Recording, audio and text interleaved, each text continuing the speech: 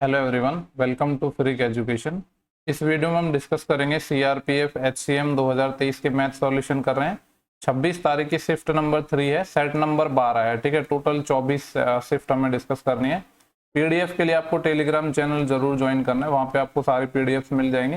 ये जब shift complete हो जाएंगी ना, तो मैं एक कंपाइल पीडीएफ डालूंगा, मतलब सॉल्व अनसॉल्व दोनों, तो वो भी लिए आपके काफी ज्यादा हेल्पफुल होगी। जो लोग वीडियो देख लेंगे ना, बाद में क्विक रिवीजन के लिए वो काफी ज्यादा हेल्पफुल होगी वो पीडीएफ। ठीक है, तो उसको डाउनलोड कर लेना आप। तो सेशन को स्टार्ट करते हैं। ठीक है, 26 तारीख की अपने शिफ्ट 3 है, यहाँ पे आप देख भी सकते हैं।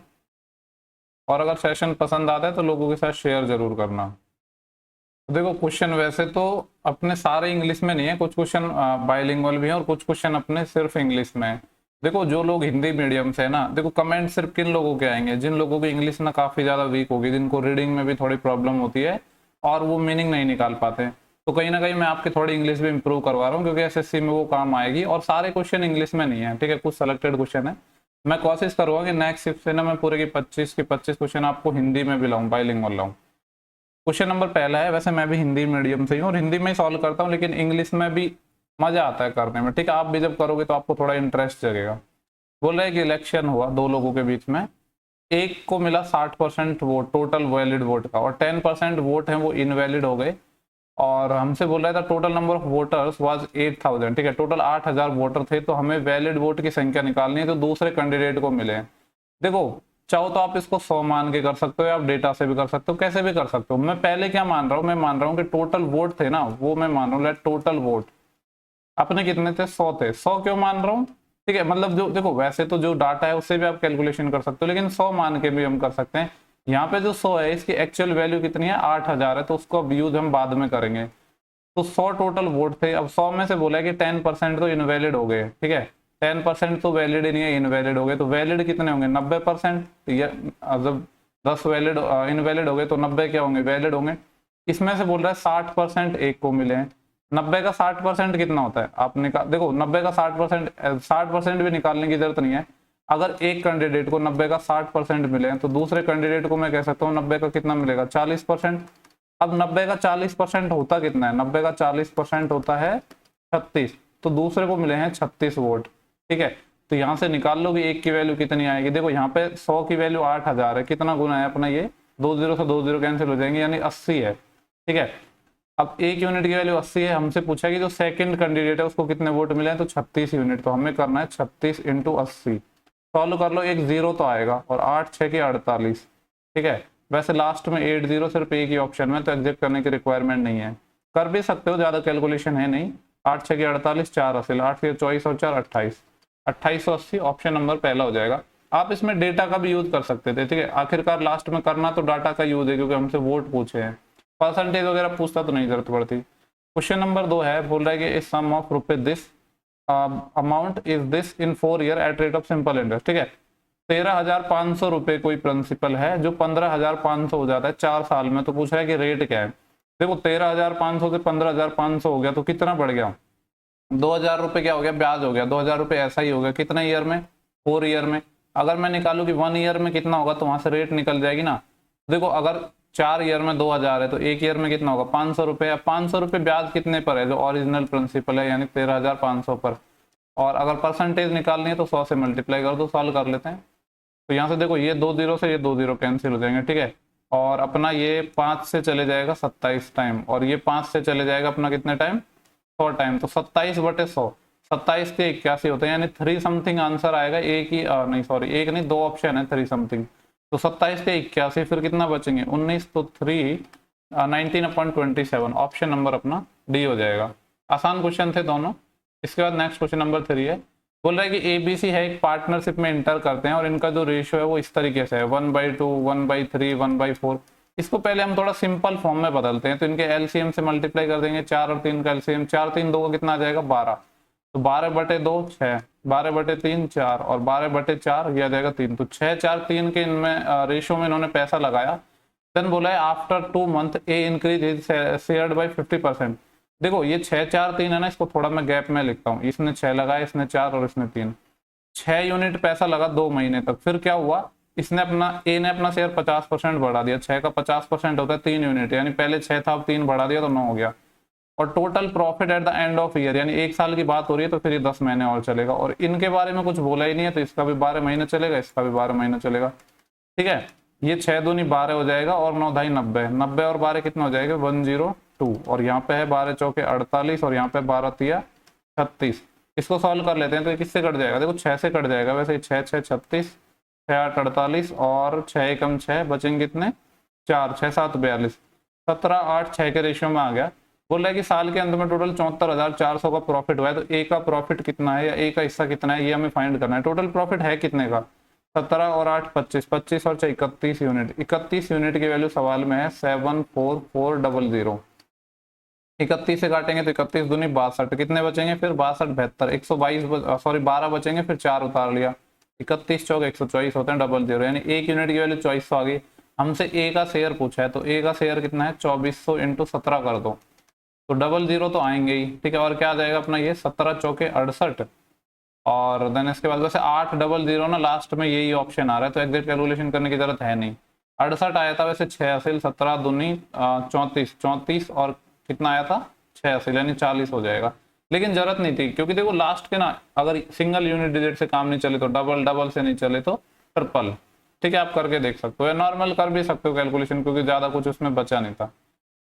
नेक्स्ट क्वेश्चन है अपना, देखो ये क्वेश्चन अपना हिंदी में भी अवेलेबल है। ठीक है, तो कुछ क्वेश्चन डाले हैं मैंने हिंदी में। बोल रहा है कि 150 और 100 मीटर लंबी 2 ट्रेनें हैं, यदि दोनों ट्रेनें अपोजिट डायरेक्शन में चलती हैं, एक ट्रेन इधर से आ रही है एक ट्रेन इधर से आ रही है, पहली ट्रेन की लंबाई 150 है दूसरे की लंबाई 100 है। जब वो अपोजिट डायरेक्शन में चलती हैं तो 25 सेकंड में वो एक दूसरे को क्रॉस करते हैं। देखो ट्रेन कभी भी चाहे तो सेम डायरेक्शन में चले या अपोजिट में चले, डिस्टेंस ऑलवेज ऐड होती है, तो डिस्टेंस हो जाएगी 250। और डिस्टेंस क्या होता है स्पीड इनटू टाइम, और स्पीड वगैरह इनकी गिवन नहीं है ना, पहले की स्पीड में x मान लेता हूँ दूसरे की y मान रहा हूँ, तो अपोजिट डायरेक्शन में तो स्पीड ऐड हो जाएगी और टाइम लगा है 25 सेकंड। लेकिन ये जो x + y है ये भी मैंने मीटर पर सेकंड में माना है। ठीक है, अब लिखने की जरूरत नहीं क्योंकि देखो जब डिस्टेंस मीटर में है टाइम भी सेकंड है तो फिर स्पीड को भी मीटर पर सेकंड में मानूंगा ना। 25 ढाई के 250, यहाँ से मैं कह सकता हूँ दोनों की जो स्पीड का सम है ना वो कितना आ जाएगा 10। ठीक है, 10 मीटर पर सेकेंड। अब सवाल में बोला क्या है, और एक ही दिशा में यात्रा करते हुए एक दूसरे को पार करने में वो 50 सेकंड का समय लेती है। ठीक है, वैसे देखो यहाँ पे ऑप्शन में एलिमिनेट करके देखता हूँ, एक चीज तो मेरे को पता चल गई क्या कि दोनों की स्पीड का जो सम है वो 10 मीटर पर सेकंड आना चाहिए। 7 और 3 10 और 11, हमसे लास्ट में यही तो पूछा है दोनों ट्रेनों की चाल बतानी, यानी स्पीड ही तो गिवन है, तो दोनों का सम आना चाहिए 10, जबकि यहाँ पे आ रहा है 11 नहीं हो सकता, यहाँ पे 10 आ रहा है ये हो सकता है, 5 और 3 8 और 1 9 ये भी नहीं हो सकता, 8 और 2 10 और 11 ये भी नहीं हो सकता।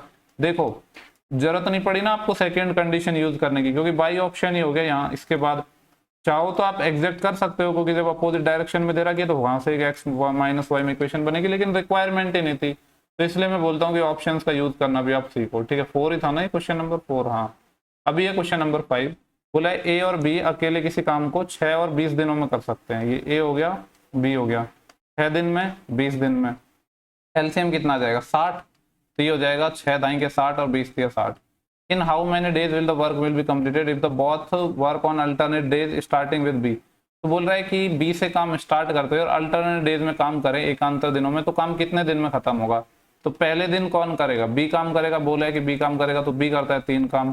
फिर सेकेंड डे अब कौन काम करेगा, ए करेगा, और ए कितना करेगा 10 काम। तो मैं क्योंकि यही साइकिल चलने वाली है यहाँ से कह सकता हूँ कि 2 दिन में 10 और 3 13 काम हो जाएगा। हमें करना है 60 के आसपास जाने के लिए इसको 4 से मल्टीप्लाई करना होगा, तो मैं कह सकता हूँ 8 दिनों में अपना काम हो गया कितना 13 चौके 52 काम। अब करेगा कौन, बाद में वही करेगा जिसने स्टार्ट किया था, यानी बी करेगा। तो 9 दिन में कितना हो जाएगा अपना 52 और 3 55 काम हो गया, यानी आंसर 9 से बड़ा आएगा, ये वाला तो नहीं हो सकता। अब बचा है अपना 5 काम, करेगा ए एक दिन में 10 करता है, लेकिन हमें तो 5 ही करवाना है, यानी आधा काम करवाना है, तो 9.5 दिन लग जाएंगे। ठीक है, 9.5 दिन में पूरा ये 60 काम अपना हो जाएगा। तो 9.5 कौन सा ऑप्शन है, ऑप्शन नंबर बी हो जाएगा। नेक्स्ट अपना क्वेश्चन है अलजेब्रा से, बोला है a³ - b³ 448 है और a - b की वैल्यू 4 है, हमें वैल्यू चाहिए a² + b²। ठीक है, देखो आपके पास 2 तरीके हैं। 2 तरीके क्या है, हो सकता है कि आप ऐसी वैल्यू अज्यूम कर लो जिससे आप वैल्यू सेटिस्फाई कर दो।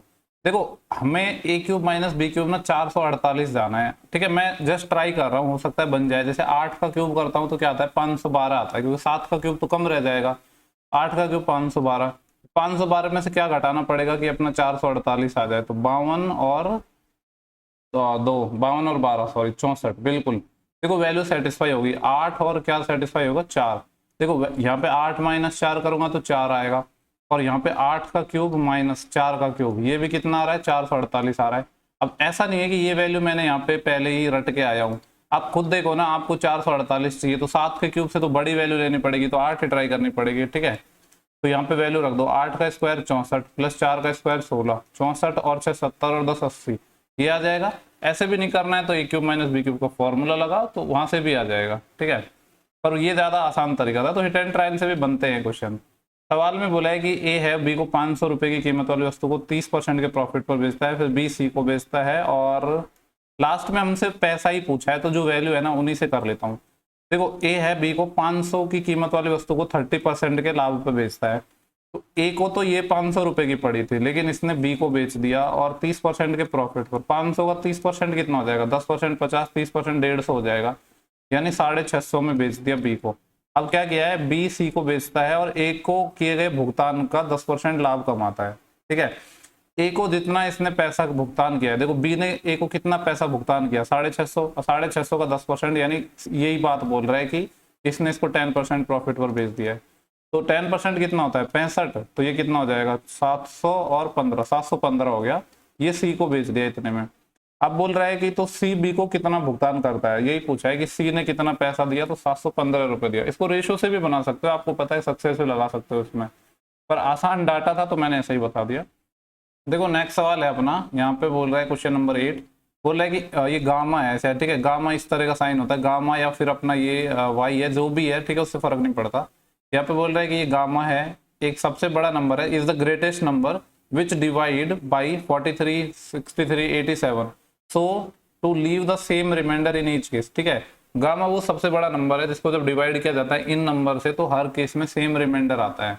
हमसे पूछ रहा है find the value of this, तो इस सब की वैल्यू हमें फाइंड करनी है। तो देखो ऐसे केस में ना, जब आपको रिमाइंडर नहीं देता कि कितना रिमाइंडर आता है, तो वैसे तो आपको पता है गामा क्या है, मतलब एचसीएफ हमें फाइंड करना है, लेकिन हमसे सवाल में ये नहीं बोला कि जो रिमाइंडर आता है वो कितना आता है, लेकिन एक चीज बोला है कि सेम आता है। ऐसे केस में आपको क्या करना है, नंबर्स का ही ना आपस में डिफरेंस लेना है, यानी हमें एचसीएफ निकालना है 63 40 और 63 माइनस 43 का, कॉमा पहले में मतलब बड़े में से छोटे को माइनस करते हैं, तो दूसरे में से पहला, फिर 87 माइनस 63, ठीक है, और फिर तीसरे को 87 माइनस 43। इनका जो एचसीएफ आएगा ना वो ही रिप्रेजेंट करेगा अपना गामा को, ठीक है। तो ये तो कितना आ जाएगा अपना 20 आ जाएगा यहाँ पे, ठीक है। इन सब का हमें एचसीएफ फाइंड करना है, और ये आ जाएगा अपना 60, नहीं सॉरी ये 63 है ना, 7 माइनस के 3 4 और 8 माइनस 6 तो 2 आ जाएगा, और ये आ जाएगा अपना 7 में से 3 जाएगा तो 4 और 8 में से चला जाएगा 44। इन सब का एचसीएफ आपको क्या नजर आ रहा है, मेरे को नजर आ रहा है एचसीएफ इनका 4 है, क्योंकि 4 से बड़ा ऐसा कोई नंबर नहीं तो सब में कॉमन है, तो एचसीएफ 4 आ गया। ये जो 4 है यही गामा को रिप्रेजेंट कर रहा है, तो यहाँ पे वैल्यू सब्स्टिट्यूट कर दो, 4 प्लस 2 6 और 4 माइनस 2 2, तो 6/2 कितना आ जाएगा 3, ऑप्शन नंबर अपना बी हो जाएगा। नेक्स्ट अपना है क्वेश्चन नंबर 9, बोले कि पी और क्यू का रेशियो है हमारे पास 2:3, देन फिर क्यू और आर का रेशियो गिवन है, कितना है 6 और 7, और हमसे पूछा है पी क्यू आर का रेशियो। तो यहाँ से पी क्यू आर का रेशियो निकल जाएगा अपना, कैसे निकालते हैं, देखो पी सिर्फ यहाँ पे है तो सीधा मल्टीप्लाई 12, क्यू पहले यहाँ पे और फिर यहाँ पे, तो ऐसे मल्टीप्लाई कर दो 3 6 18, और आर सिर्फ यहाँ पे है तो सीधा मल्टीप्लाई 21, ये रेशियो 3 से कट जाएगा, 3 चौके 12, 3 6 18, 3 7 21। इस तरीके से ना आपको पहले रेशियो काटने नहीं है, बाद में काट लिया करो, तो 4 6 7 के अनुपात में आ जाएगा। नेक्स्ट सवाल है, बोल रहा है कि बस है जो x किलोमीटर चलती है पहले घंटे में, और हमसे x की वैल्यू पूछी है, एवरेज स्पीड भी गिवन होगी फिर तो।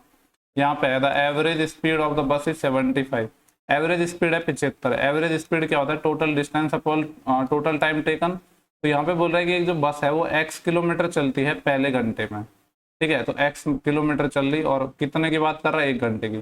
फिर 100 किलोमीटर चलती है सेकेंड आवर में, यानी यहाँ पे 100 चलिए अगले 1 घंटे में। तो यहाँ से तो सिंपली हो जाएगा, देखो ये इधर मल्टीप्लाई हो जाएगा 150 और 100 इधर माइनस हो जाएगा, ये x के इक्वल आ जाएगा। सवाल में बोला है कि x की वैल्यू क्या है, तो x की वैल्यू हो जाएगी 50 किलोमीटर। नेक्स्ट सवाल है अपना क्वेश्चन नंबर 11, ठीक है। यहाँ पे क्या बोल रहा है कि 70 लोग हैं एक हॉस्टल के अंदर, जिनका ठीक है 70 लोग हैं हॉस्टल में। आगे बोला है कि 14 स्टूडेंट और नए शामिल होते हैं, जिससे कि जो मैस है, ठीक है, जो खाने का जो खर्चा है वो 28 रुपये पर डे इंक्रीज हो रहा है, और जो एक्सपेंडिचर है पर हेड वो क्या हो रहा है, कम हो रहा है 1 रुपये। तो पूछ रहा है कि ओरिजिनल एक्सपेंडिचर कितना था। देखो इसको मैं आपको 2 तरीके से बताता हूँ, या देखता हूँ पहले एक तरीका बता देता हूँ। एक तो हम उस तरीके से भी कर सकते हैं जैसे हम पहले एकदम बहुत बेसिक से करते थे। 70 लोगों का जो एवरेज कितना है यहाँ पे बोला है, मैंने मान लिया कि x रुपये एवरेज था, ठीक है पहले। अब 14 लोग और बढ़ गए तो अब 84 लोग हो जाएंगे, और एवरेज में बोला है कि एक की कमी हो गई, पहले x रुपये था अब एक की कमी हो गया, यानी x-1 हो गया। और ओवरऑल सम में क्या हो रहा है, 28 का इंक्रीज हो रहा है। तो आपको पता है किस तरीके से करते हैं इसको हम, इनका डिफरेंस, x था पहले, अभी कितना हो गया अपना x-1 हो गया, तो डिफरेंस कितने का आएगा, जब x में से आप घटाओगे तो 1 यूनिट का आएगा ये। और ये कितना आएगा 70 से 84, ये कितना हो गया अपने पास 14, ठीक है। वैसे पहले x था, अभी x-1 हो गया, तो -1 का डिफरेंस आएगा। ये बाद वाले में से पहले वाला घटाते हैं तो सम निकल के आता है यहाँ पे, जो कि सवाल में बोला कि 28 रुपये इंक्रीज हो रहा है इक्वल टू। और इसको सॉल्व कैसे करते हैं वो भी आपको पता है। ये जो 14 है ये वाला क्रॉस मल्टीप्लाई होता है इस x-1 से, तो ये आ जाएगा 14 इंटू x-1। और ये वाला जो वैल्यू है ये यहाँ पे क्रॉस मल्टीप्लाई होती है इस वाली वैल्यू से 70 से, तो ये क्या हो जाएगा -1 और इंटू 70। सॉल्व करोगे तो देखो इधर तो 28 है और ये 70 है, देखो 28 तो ये है ही है ना, ये 70 है, ये इधर जाएगा तो इधर प्लस हो जाएगा। और इसको जब सॉल्व करोगे तो एक तो 14x आएगा, एक -14 और आएगा, इसको भी इधर भेज दो तो ये 14x की वैल्यू आ गई। इन सबको ऐड करूंगा तो कितना आ जाएगा 70 और 20 90 98 98 और 14, 98 और 4 102 112, 112 की वैल्यू 14x आ गई। तो यहाँ से x कितना आ जाएगा 14 × 112, यानी पहले क्या था, ठीक है, जो पहले अपना एवरेज था वो कितना था x था। हमसे पूछ रहा है कि इनिशियल एक्सपेंडिचर कितना था, तो 70 लोग थे, हर कोई 8 रुपये खर्च करता था, तो टोटल कितना खर्च होता फिर 70 × 8, तो 70 × 8 कितना हो जाएगा 560। 560 क्या है, ऑप्शन नंबर अपना ये है। दूसरा तरीका ये था कि आप बेसिक से जो एवरेज है ना उसको आप इक्वल कर सकते थे, वो भी एक तरीका था। ये मेथड 1 मैंने आपको बता दिया है, ठीक है। इसका एक नया मेथड आपको खुद से ट्राई करना है, वो वाला मेथड जो बेसिक वाला मेथड है ना उससे आप ट्राई कर लेना, दोनों को देख लो कि दोनों के एवरेज को इक्वल कर लो, फिर क्या फर्क पड़ा है। वो बेसिकली यही है, वो भी और कुछ नहीं है, ये बेसिक से ही निकला था ये कॉन्सेप्ट भी। नेक्स्ट सवाल है, बोल रहा है कि एक खोखले लोहे का पाइप है जो 35 सेंटीमीटर लंबा है और इसका जो बाहरी व्यास है, जो एक्सटर्नल डायमीटर है वो है 14 सेंटीमीटर। खोखला क्या है अपने पास, लोहे का एक पाइप है, ठीक है। और थोड़ा इसको मिनिमाइज करूंगा क्योंकि हिंदी में ये पूरा दिख नहीं रहा है। अब आपको स्क्रीन पे ठीक दिख रहा होगा, काफी इंटरेस्टिंग सा सवाल लग रहा है वैसे तो मुझे ये। यहाँ पे बोला है कि लोहे का पाइप है और जो कि क्या है अपने पास खोखला है, ठीक है, 35 सेंटीमीटर इसकी लंबाई है, होलो अपने पास पाइप है। और इसका जो एक्सटर्नल व्यास है, एक्सटर्नल डायमीटर 14 है। देखो पाइप है, पाइप किस तरीके से होता है अपना, सिलेंडर होता है, और ये है खोखला, मतलब ठीक है इस तरीके से बना देता हूँ कि इस तरीके से एक पाइप है अपना, जिसमें बोला है कि इसकी जो 35 सेंटीमीटर क्या है लंबा, यानी हाइट एच की मैं बात कर रहा हूँ, वो है अपने पास 35 सेंटीमीटर और भारी व्यास 14 सेंटीमीटर है। देखो आपको पता है अगर पाइप खोखला है तो इसमें दो रेडियस बनेगी, एक तो अंदर वाली, ठीक है, मतलब बाहर से अंदर, और एक ये अंदर वाले की, तो एक बनेगी R1 एक बनेगी R2। मैं मान रहा हूँ कि जो R1 है वो एक्सटर्नल, मैंने क्या माना डायमीटर, मतलब एक्सटर्नल रेडियस मानी है। यहाँ पे बोल रहा है कि भारी व्यास 14 सेंटीमीटर है, अगर व्यास 14 है तो त्रिज्या कितनी हो जाएगी 7 हो जाएगी ये, और पाइप की मोटाई 1 है, यानी इनके बीच की ये जो मोटाई क्या है 1 सेंटीमीटर है, तो रेडियस इसकी 1 एक कम आ जाएगी, यानी इसकी 7 है तो इसकी 6 आ जाएगी। हमसे बोला है कि पाइप को बनाने में जो लोहे का वजन है वो 10 ग्राम पर सेंटीमीटर क्यूब। देखो यहीं से अपना क्वेश्चन बनेगा, ये 10 ग्राम पर सेंटीमीटर का यूज कैसे करोगे आप, सेंटीमीटर क्यूब से ही आपको समझ जाना चाहिए कि वॉल्यूम की बात कर रहा है, ठीक है। तो क्या करना है आपको कि पाइप क्या बोल रहा है, पाइप को बनाने में लगे लोहे का जो वजन है वो 10 ग्राम पर सेंटीमीटर क्यूब है, तो वेट निकालना है केजी में, ठीक है। तो यानी 1 सेंटीमीटर क्यूब जब आप निकालोगे तो आपका 10 ग्राम आएगा। इसको आप मल्टीप्लाई कर दोगे पूरी वैल्यू को 10 से, फिर इसको किलो में कन्वर्ट करना है हमें, ठीक है। तो वॉल्यूम की बात करते हैं, वॉल्यूम कैसे निकलता है अपना, ये वॉल्यूम होता है अपना जो इसका होता है पाई आर स्क्वायर है। तो सवाल में बोला है पाई की वैल्यू 22/7 यूज करनी है, पाई आर स्क्वायर। लेकिन यहाँ पे देखो आर स्क्वायर क्या है, यहाँ पे नॉर्मल तो है नहीं अपना, होलो है, तो होलो में क्या हो जाएगा ये R square minus R square हो जाएगा, ठीक है। और इसको मल्टीप्लाई करना है हाइट से यानी एच से। सारी अगर मैं यहाँ पे वैल्यू सब्स्टिट्यूट करता हूँ तो ये तो 22/7 है, R square minus R square, ये 7 का स्क्वायर माइनस 6 का स्क्वायर होगा, तो इसके फैक्टर क्या होते हैं a माइनस बी और a प्लस बी, तो 7 और 6 13 और 7 माइनस 6 1 इंटू हाइट है 35। बोला है कि 1 सेंटीमीटर क्यूब का वजन 10 ग्राम है, लेकिन इसको किलो में बदलना है, किलो में बदलने के लिए 1000 का हम दे देंगे भाग, सॉल्व करेंगे तो हम अपना आंसर हमें मिल जाएगा। सॉल्व कर लेंगे, देखो 7 से तो कट जाएगा ये 5 टाइम, ठीक है। 1 0 से ये 1 0 और 5 से काट रहा हूँ अब इसको मैं, या एक काम करते हैं 5 से नहीं काटते हैं ना, 100 से डिवाइड करना है ना, बाद में कर लेंगे, पहले मल्टीप्लाई करते हैं। तो ये कितना हो जाएगा, देखो 13 पंजे 65 और यहाँ पे है 22, तो 65 गुणा 22 और इसको डिवाइड करना है किससे, 100 से। 100 से बाद में डिवाइड कर लेंगे, पॉइंट ही तो चिपकाने हैं। 22 पंजे 110, 11 से 22 छः 132, 132 और 11 कितने हो जाएंगे अपने पास, 143। 143 है, 100 से डिवाइड करना है, 1 0 यहाँ पे भी कैंसिल हो गया, सिर्फ 10 से भाग देना है, तो 14.3 kg ये अपना आंसर आ जाएगा। ऑप्शन डी है। काफी अच्छा सवाल है, ठीक है, इंपॉर्टेंट सवाल है। काफी लोग थोड़े कंफ्यूज हो जाते हैं ऐसे सवालों को देखकर, वो ट्राई नहीं करते हैं। नेक्स्ट सवाल है, बोल रहा है कि number of student in varied sports club है। ये अपने पास 3-4 स्पोर्ट्स क्लब है।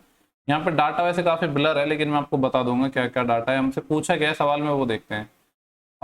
Find the number of student, उन स्टूडेंट की संख्या निकालनी है who are member of cricket club, जो क्रिकेट क्लब के मेंबर हैं। If the total member of the student is this, total देखो, टोटल है अपने पास 100%। इस 100% के लिए सवाल में 425000 ये है।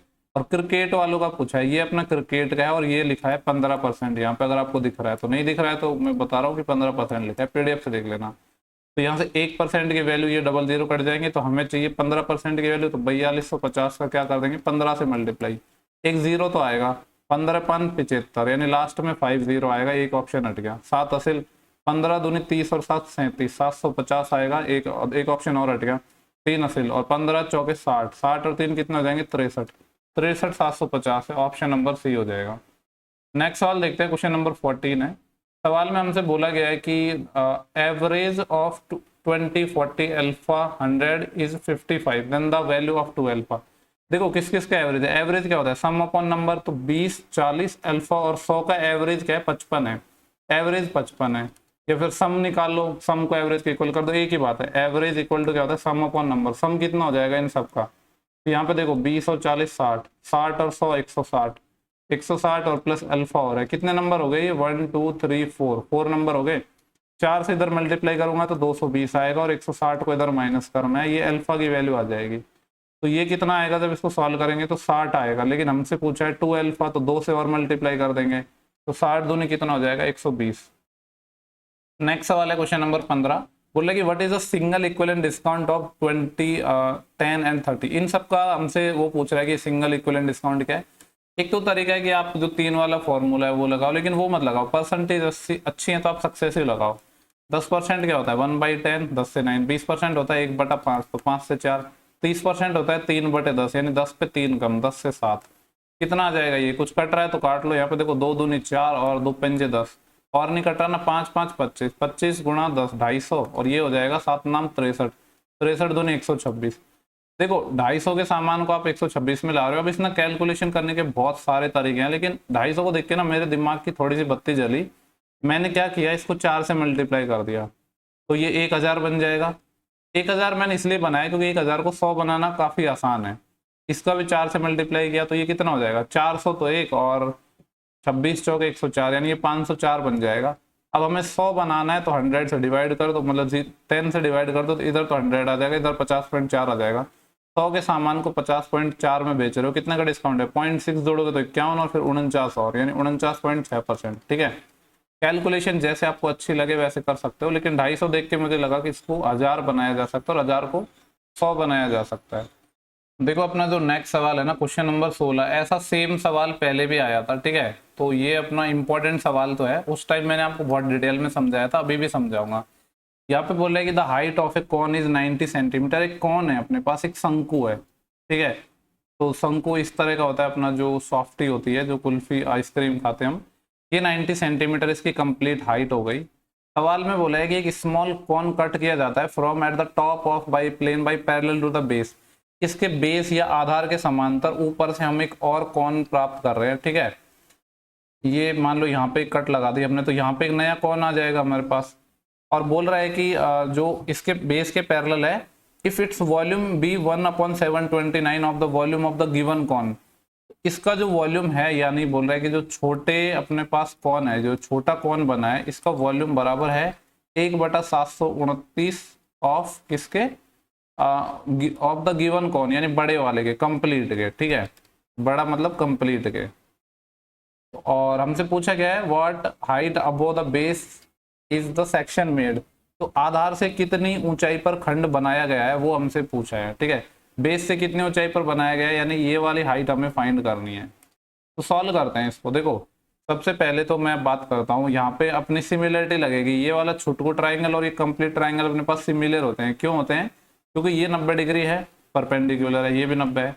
अब आपको पता है दो पैरेलल लाइन है, उसको कैसे तिरछा रेखा खींच रही है, तो ये एंगल इक्वल हो जाएंगे, यानी ये वाला एंगल थीटा है तो ये वाला ऑल्सो थीटा। अब ये 90 है, ये थीटा है, तो ये 90 माइनस थीटा हो जाएगा थर्ड एंगल, और बड़े वाले ट्राइंगल भी ये सेम हो जाएगा। यानी यहाँ पे अगर नाम देना चाहो ना तो नाम दे देता हूँ मैं, ए बी सी, ये डी और ये ई। तो यहाँ पे क्या हो जाएगा, ट्राइंगल अपने पास जो ए, और यहाँ पे और इसको नाम दे देता हूँ, कुछ एफ मान लेते हैं। तो ट्राइंगल ए एफ और ये सी, ये सिमिलर हो जाएगा किसके, ट्राइंगल के, ट्राइंगल ए, और इसको जी दे देते हैं, ए जी ई के। हालांकि लिखने की जरूरत नहीं है, सिमिलरिटी वगैरह नाम वाम देने की जरूरत नहीं है, डायरेक्ट आप सिमिलरिटी लगाओ, लेकिन समझाने के लिए मैंने लिख दिया। तो देखो छुटकू वाले में थीटा के सामने ये वाली कुछ हाइट होगी, ठीक है। मैं मान लेता हूँ कि देखो इस छोटे वाली हाइट को मैं मान रहा हूँ h1, और जो बड़ी वाली कंप्लीट हाइट है ना, यहाँ से लेकर यहाँ तक, ये अपनी पूरी हाइट है, इसको मैं मान रहा हूँ h2, ठीक है। तो यहाँ पे इस थीटा के सामने ये h1 हो जाएगा डिवाइड बाई इस थीटा के सामने कंप्लीट हाइट h2 बराबर हो जाएगा इस 90 के सामने वाले भुजा का तो कोई रोल ही नहीं है। ये थर्ड जो ये अपनी कॉमन एंगल है ये वाला, इसके सामने ये वाली साइड। अब देखो यहाँ पर रेडियस भी अलग अलग होंगे। लेट्स से कि बड़े वाले की रेडियस r1 है, या फिर इसकी r2 मान लो, ठीक है, और छोटे वाले की r1 मान लो, कुछ भी मान सकते हो। इसके सामने ये वाली साइड क्या हो जाएगी, r1, और बड़े वाले के सामने क्या हो जाएगी, r2। तो यानी जो इनका हाइट का रेशियो है, ठीक है, वो हो जाएगा यहाँ पे r1 अपन, और जो रेडियस है इनका रेशियो, ठीक है, ये क्या हो जाएगा, इक्वल हो जाएगा। अब हमें जो ये वाली कंडीशन गिवन है ना, इसको यहाँ पे अप्लाई करना है, तब जाके अपना एक रिजल्ट आएगा और इस कंडीशन का यूज हो पाएगा। तो वॉल्यूम क्या होता है, जो कौन या होता है अपना शंकु होता है, शंकु का वॉल्यूम क्या होता है? तो जो अपना कौन है, कौन का वॉल्यूम क्या हो जाएगा, 1/3 पाई आर स्क्वायर एच, ठीक है। अब देखो आर क्या है, पहले छोटे वाले की रेडियस लिए मैंने r1 स्क्वायर, और छोटे वाले की हाइट भी लिए h1, ये बराबर हो जाएगा 1/729 ऑफ बिगर, ये कंप्लीट वाला, यानी 1/3 पाई बड़े वाले की रेडियस मैंने r2 लिए, और हाइट मैंने क्या लिए, h2, है ना। यहाँ से एक रिलेशन हम फाइंड करेंगे, तो ये 1/3 पाई, ये दोनों टर्म तो कैंसिल ही हो जाएंगे, ठीक है। तो देखो ये r1 स्क्वायर है, और ये जो r2 है ना, इसका मैं इधर डिवाइड कर रहा हूँ, r2 स्क्वायर इंटू यहाँ पे है अपने पास h1 और यहाँ पे है h2, ये क्या बचेगा, देखो यहाँ पे 1 है, यहाँ पे 729 है।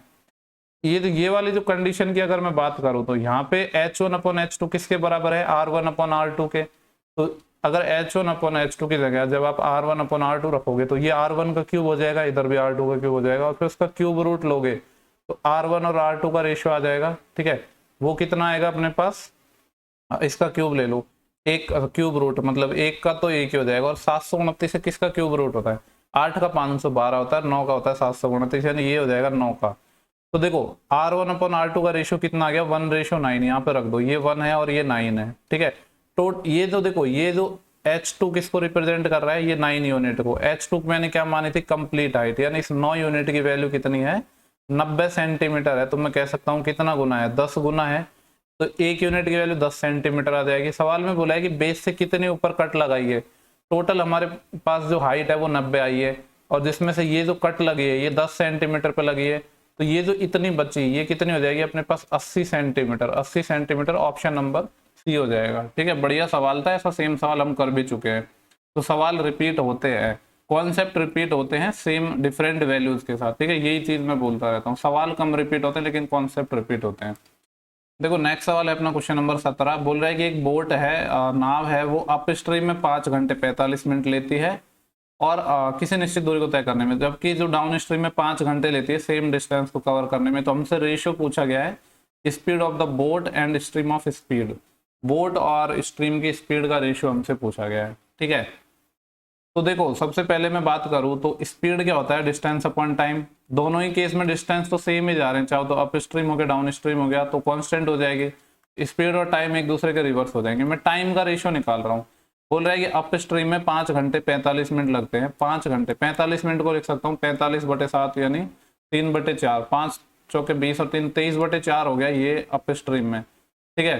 और डाउन, ये तो जो टाइम आया ये अपना अप स्ट्रीम में आया है, और डाउन स्ट्रीम में कितना आ जाएगा, ये टाइम बोला है 5 आवर, तो यहाँ से टाइम का रेशो कितना आ जाएगा, ये है 23/4 और इसमें 5 से मैंने भाग दे दिया, तो ये कितना आ जाएगा 23/20। ये तो टाइम का रेशो हो गया, ठीक है। अगर ये अपना टाइम का रेशो हो गया तो स्पीड का क्या आ जाएगा, स्पीड का आएगा इसका जस्ट उल्टा, तो 23/20 का उल्टा क्या हो जाएगा 20/23, ठीक है। लेकिन देखो सवाल में पूछा है कि what is the ratio between the speed of boat, boat की स्पीड और इसके बीच में रेशियो निकालना है, लेकिन ये तो देखो स्पीड का ना ये डायरेक्ट रेशियो नहीं आया है। एक चीज आपको पता होगी कि जो अपनी स्पीड है अप स्ट्रीम में क्या होती है, x - y होती है, डाउन स्ट्रीम में क्या होती है x + y, तो इसका रेशियो आया है सवाल में, जबकि हमसे पूछा है x/y, जबकि ये x/y नहीं है। काफी लोग इसमें जरूर गलती करते हैं, ठीक है। लेकिन यहाँ से हम एक चीज कह सकते हैं, चलो छोड़ो सॉल्व ही कर लेते हैं। तो यहाँ से देखो जब आप इसमें CND लगाओगे, कंपेंटो एंड डिविडेंड, तो दोनों को जोड़ो तो 20 और ये 43, दोनों को घटाओगे तो -3, जो कि हालांकि कैंसिल हो जाएगा इधर, इक्वल टू, दोनों को जोड़ा तो y से y कट जाएगा, इधर 2x आएगा और इधर कितना आएगा -2y, ठीक है। तो ये 2 तो कैंसिल हो जाएंगे, माइनस भी कैंसिल हो जाएंगे, तो हमें x/y तो चाहिए था, जो कि कितना आ गया 43/3 आ गया। यही सवाल पे पूछा गया था, तो काफी अच्छा सवाल है। नेक्स्ट सवाल देखते हैं, क्वेश्चन नंबर 18 है, ठीक है। हिंदी में लिया है क्या ये, हाँ लिया तो है, इसको थोड़ा मिनिमाइज कर देता हूँ मैं जिससे आपको ये हिंदी में भी दिख जाए। बोल रहे कि 3 नल है अपने पास, ठीक है, A, B और C एक टंकी को 24, 30 और 40 घंटे में भर सकते हैं। तो यहाँ पे 3 नल है A, B, C, 24, 30, 40, सबका एलसीएम कितना आ जाएगा 120, 24 पंजे होते हैं 120, 30 चौके 120, 40 थी 120। आगे क्या बोला है कि यदि नल ए हर समय खुला रहता है और बी और सी को एकांतर क्रम में अल्टरनेट में खोल रहे हैं और एक एक करके एक एच के लिए खुले रहते हैं, एच क्या है बेसिकली, एच आवर होगा I think, B and C are open for 1 hour each alternatively, ठीक है। ये एच देखो, ये एच का, हाँ ये एच का मतलब है आवर, हिंदी में थोड़ा कंफ्यूज करने के लिए दे दिया, ये एक घंटे के लिए खुले रहते हैं, एच का मतलब है आवर। तो बोला टंकी कितने समय में भर जाएगी, तो देखो यहाँ पे क्या हो रहा है कि ए तो अपना ऑलवेज खुला रह रहा है, ये पहले आवर की मैं बात कर रहा हूँ, फर्स्ट आवर में ए तो खुला रहेगा, बी और सी को अल्टरनेट खोल रहे हैं और पहले स्टार्ट कर रहे हैं बी से, तो पहले तो A + B भरेंगे, तो 5 और 4 9 भरेंगे, ठीक है। फिर जो अपना सेकेंड आवर होगा, सेकेंड आवर में कौन भरेगा, ए के साथ बी नहीं आ रहेगा, सी रहेगा, और तो ए और सी कितना भरेंगे 5 और 3 8, तो यहाँ से मैं कह सकता हूँ ये 2 घंटे में 8 और 9 17 यूनिट फिल कर देंगे, ठीक है।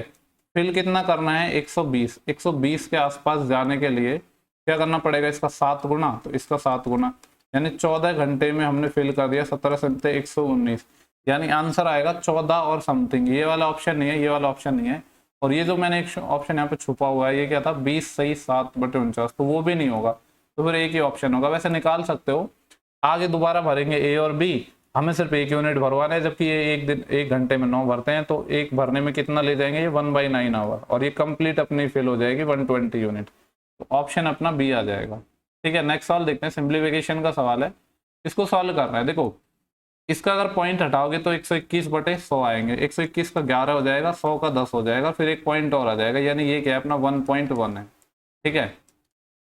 प्लस ये देखो क्या है, इसको मैं लिख सकता हूँ 9 × 10⁻⁴ -4 का मतलब होता है जब जैसे 1 ये 4 0 हो जाएंगे, ऊपर ले जाएंगे तो माइनस की हो जाती है, ठीक है। और अंडर रूट का मतलब होता है 10 की पावर, नहीं सॉरी, अंडर रूट का मतलब होता है पावर 1/2 होना, ठीक है। तो यहाँ पे 9 का तो 3 आ जाएगा, और 10 की पावर -4 का अंडर रूट लोगे तो 10 की पावर -2, नीचे लाओगे तो 10 की पावर +2, 10 की पावर +2 का मतलब है 100, 100 मतलब 0.03। वैसे तो आप डायरेक्ट भी निकाल सकते हो, ये रूट ऐसे नहीं है कि आप निकाल नहीं सकते, 0.03 ये हो गया, और लास्ट वाले का और ये है, देखो इसको लिख सकता हूँ 125 बटे, यहाँ पे कितना लिखना पड़ेगा ये 1000, इसका 5 आ जाएगा क्योंकि क्यूब निकालना है, इसका 10, 5/10 मतलब 1/2, 1/2 मतलब 0.5, ये आ जाएगा 0.5 माइनस 4 का स्क्वायर 2 होता है, और यहाँ पे 10 से भाग और लगेगा यानी 0.2। सबको सॉल्व करना है, देखो 1 और 0.5, 1.5, 1.6 तो ये हो गया अपने पास, और इसमें ऐड, देखो काफी लोग ना इसमें ऐड और ऐड करने में गलती कर देते हैं, इस टाइप के जो सवाल आते हैं, तो आप ऐसे बच्चों की तरह कर सकते हो, इसमें कोई प्रॉब्लम नहीं है। 1.63 तो ये टोटल हो गया, जिसमें से 0.2 और माइनस करना है, तो 63 में से 20 जाएगा तो कितना आ जाएगा 3 - 2, हाँ ये मतलब कितना आएगा 1. 1 सेकेंड, 1.63 में हमारा 2.0 माइनस होगा, तो 3 6 - 2 4, यानी 1.43 आएगा। देखो इस टाइप के सवालों को ऐसे मैंने इसलिए बताया क्योंकि इसमें ना काफी लोग गलती कर देते हैं, इवन मेरी भी हो जाती है। तो एकदम बेसिक तरीके से आप वैल्यू जमा सकते हो, क्योंकि जल्दी जल्दी में ना ऐसे सवाल गलत हो जाते हैं, ये मैंने देखा है, इसीलिए मैं इस तरीके से बताता हूँ।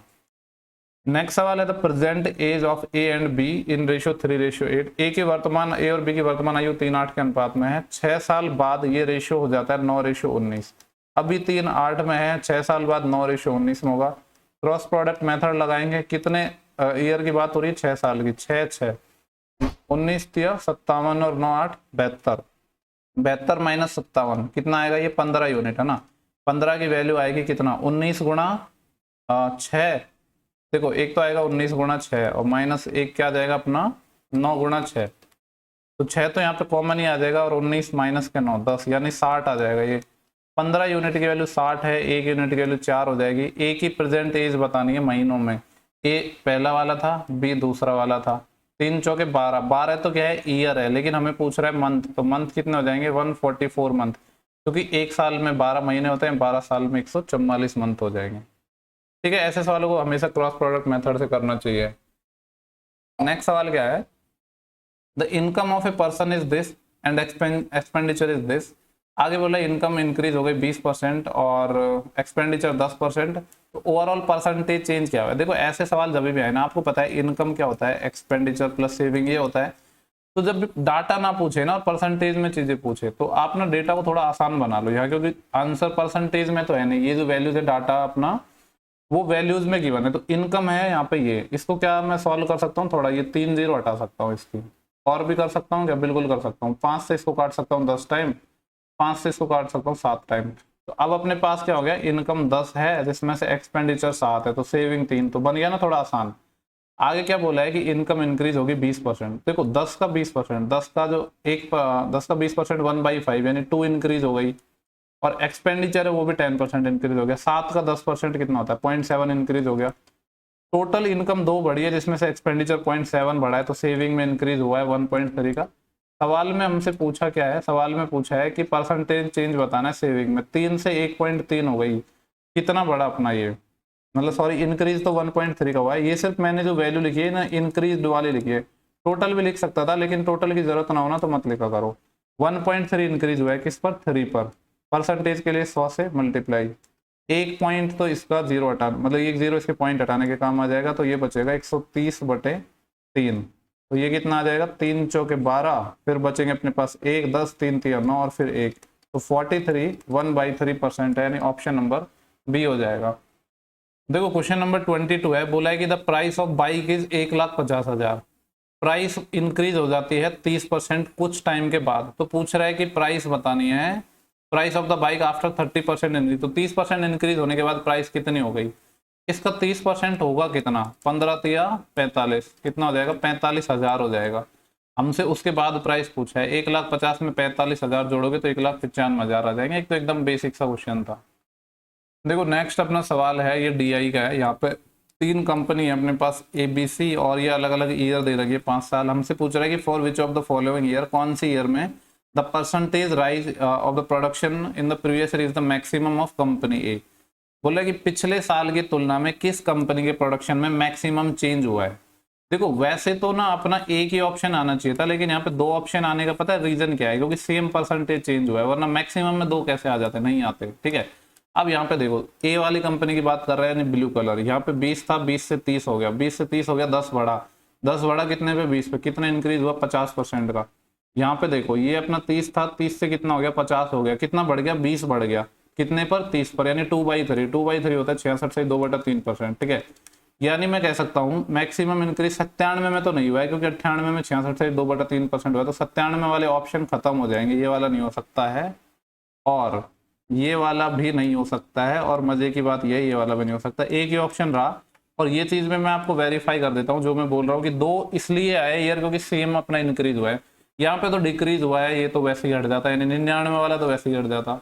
वैसे तो ऑलरेडी हट गए सब, वैसे एक्स्ट्रा एक्सप्लेनेशन कर रहा हूँ। यहाँ पे क्या हुआ है? 99 से ये, यानी ये देखो यहाँ पे था 30, 30 से कितना हुआ है? 50, 30 से 50 यानी वही सेम ही तो हुआ है, 66 से 2/3%। ठीक है, तो ये वाला ऑप्शन हो जाएगा। तो इसलिए बोलता हूँ कि इस टाइप के सवालों को ऑप्शन से करोगे तो ईयर है 5, ऑप्शन है 4, तो एक ऑप्शन तो आपके पास वैसे ही कम हो जाता है। ठीक है, तो ऑप्शंस बहुत ज़्यादा इंपॉर्टेंट है। नेक्स्ट अपना जो सवाल है क्वेश्चन नंबर 24 है, हाइट एंड डिस्टेंस है। यहाँ पे बोल रहा है कि एक प्रकाश स्तंभ है, एक लाइट हाउस है, ठीक है, और जिसमें दोनों और दो जहाज चल रहे हैं, मतलब इस तरीके से एक लाइट हाउस हो गया और ये अपना समुद्र हो गया जिसमें दोनों तरफ से दो जहाज चल रहे हैं, और इनके जो उन्नयन कोण है यानी एंगल ऑफ एलिवेशन है ये 45 और 60 है। ये वाला एक को 45 है और ये 60 है। एंगल ऑफ एलिवेशन है, डिप्रेशन नहीं है, ठीक है। यहाँ पे लिखा भी है, कहाँ पे लिखा है, the angle of elevation of the top of a lighthouse is observed from the ships are 45 and 60 degree.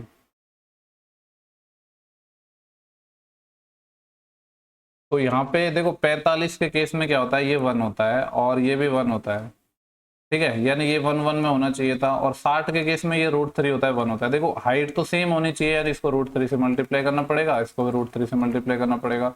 सवाल में बोला है कि जो हाइट है ना वो 200√3 है, जबकि यहाँ पे क्या है, ये √3 है, यानी √3 की वैल्यू है 200√3 सेंटीमीटर, मीटर में है। √3 से √3 चले जाएगा, यानी एक यूनिट की वैल्यू 200 मीटर आ गई।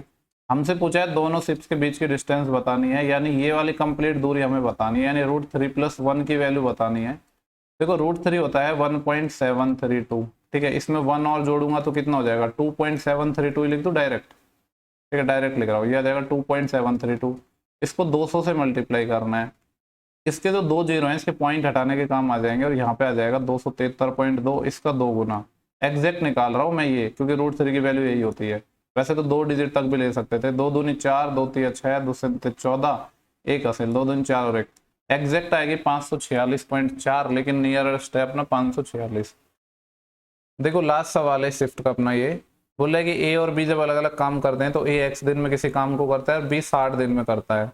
अगर दोनों एक साथ काम करते हैं तो 20 दिन में काम खत्म हो जाता है। x बताना है, कुछ नहीं करना, टोटल वर्क को इक्वल कर दो। बोला है कि b 60 दिन में कर सकता है और a और b दोनों मिलकर कितने दिन में कर सकते हैं, कितना दिन था 20, 20 से ये कट जाएगा 3 टाइम, इधर 3b है और इधर b आएगा तो ये 2b आ जाएगा, 2b = a। तो यहाँ से b और a की इफिशियंसी का रेशियो आ जाएगा, कितना आ जाएगा, ये आ जाएगा 1/2, ये इफिशियंसी का रेशियो है। तो यहाँ से टोटल वर्क कितना आ जाएगा, देखो बी के बारे में बोला था कि 60 दिन में कर सकता है और बी की इफिशियंसी 1 है, यानी टोटल काम 60 ही है। पूछ रहा है कि एक्स क्या है, एक्स क्या था कि ये कितने दिन में करेगा, 60 काम में ए से करवाना है, ए की इफिशियंसी है 2, तो 60/2 कितना आ जाएगा 30। तो जो ए है वो 30 दिनों में निपटा देगा, जो एक्स को रिप्रेजेंट कर रहा है, ठीक है। तो ये अपनी 26 तारीख की शिफ्ट 3 के पूरे 25 क्वेश्चन हो चुके हैं। अगर आपको सेशन पसंद आता है तो सेशन को शेयर जरूर करना है। नेक्स्ट वीडियो में जल्दी मिलेंगे, तब तक के लिए bye bye, take care, thank you for watching, have a good day.